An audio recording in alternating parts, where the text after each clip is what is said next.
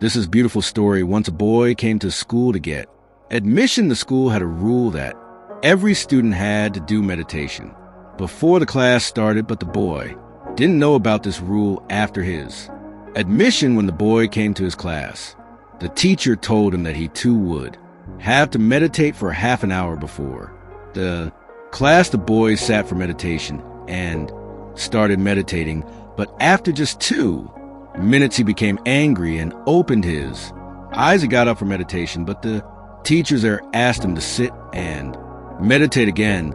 The boy sat down to meditate again, but again after 2 minutes he became angry. The problem was that when he sat for meditation, he could hear the people around him talking, which made him angry. This happened to the boy every day. After 3 days, he told the teacher about his problem.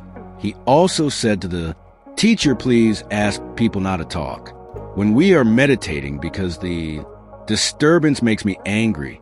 Angry when someone disturbs me while I meditate. I feel like hitting that person.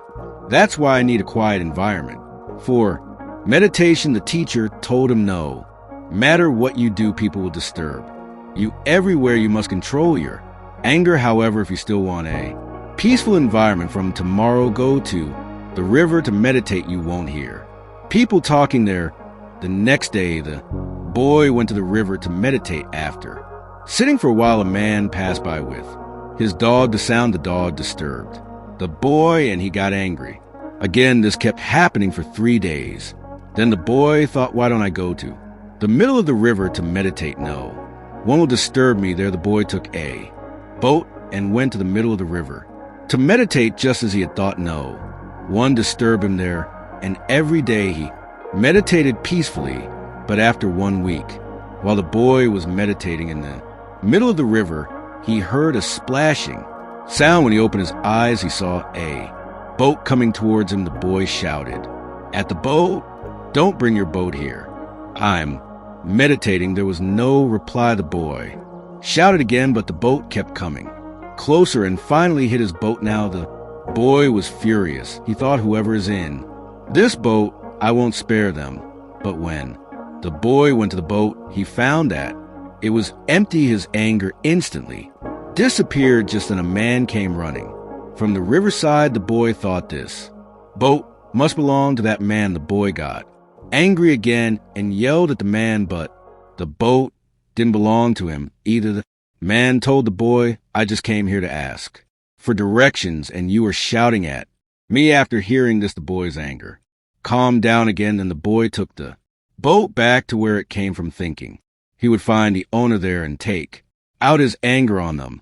But when he reached the shore, he realized that the boat had been tied up there and had drifted into the river because of strong winds and waves. Now the boy's anger completely disappeared. He couldn't say anything to anyone because all that had happened was natural. No one was at fault. Then the boy thought for a moment, when this boat hit my boat, I got so angry and I thought I wouldn't spare the person responsible. But when I found out that the boat was empty, my anger went away. And when I learned that the boat drifted away due to the wind, not because of anyone's mistake, I forgot my anger. The same thing happens with us when something makes us angry because of a person. We take out our anger on them. But when something happens naturally, we can't get angry at anyone and we let go of our anger. What if we think the same way whenever we get angry at someone? If we think, what if this was due to nature?